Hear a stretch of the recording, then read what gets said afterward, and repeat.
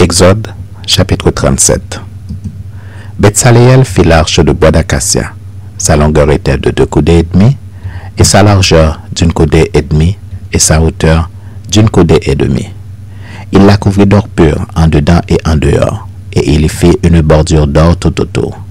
Il fondit pour elle 4 anneaux d'or, qu'il mit à ses 4 coins, 2 anneaux d'un côté et 2 anneaux de l'autre côté. Il fit des barres de bois d'acacia et les couvrit d'or.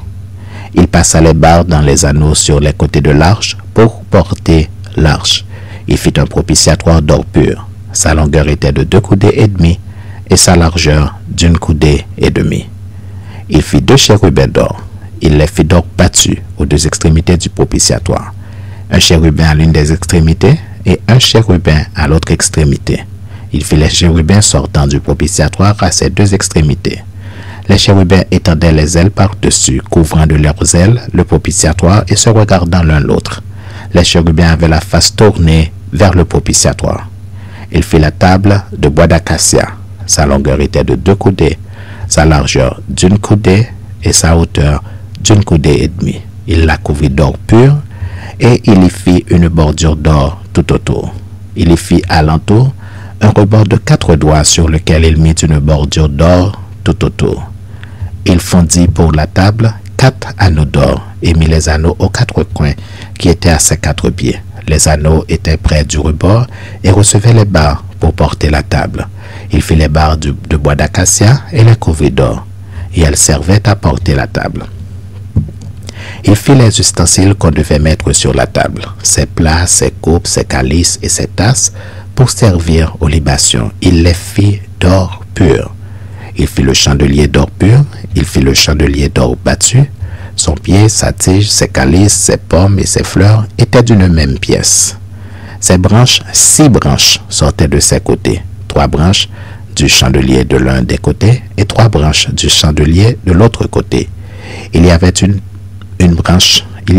une branche 3 calices en forme d'amande avec pommes et fleurs, et sur une autre branche 3 calices en forme d'amande avec pommes et fleurs. Il en était de même pour les 6 branches sortant du chandelier. À la tige du chandelier, il y avait 4 calices en forme d'amande avec leurs pommes et les fleurs.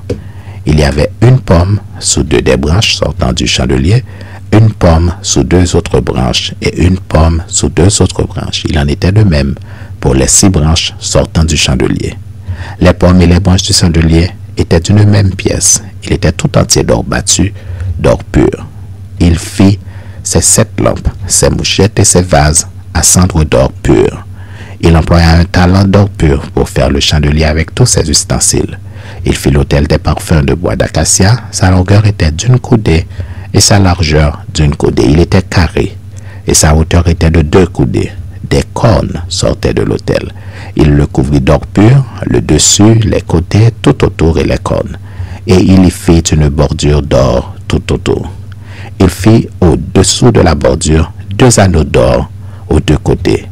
Il en mit aux 2 côtés pour recevoir les barres qui servaient à le porter. Il fit des barres de bois d'acacia et les couvrit d'or.